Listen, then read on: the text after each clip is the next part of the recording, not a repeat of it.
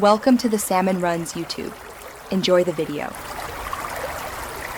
In this video, I will show you how to replace windshield wipers on a Buick Encore. First, gather your new wiper blades, a small flathead screwdriver, and a soft towel. Make sure your vehicle is parked on a level surface with the ignition turned off. Then, gently lift the wiper arm away from the windshield until it stands upright and locks into position. This prepares the arm for blade removal. Now, let's remove the old blade. Look for a small release tab or button where the wiper blade connects to the arm. Press this tab firmly and then slide the old blade straight off the wiper arm hook.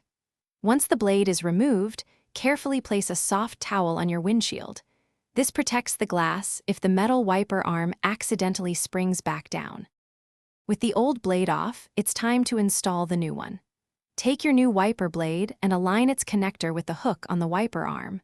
Slide the blade onto the arm until you hear a distinct click, indicating it's securely locked. Once attached, gently lower the entire wiper arm back down onto the windshield.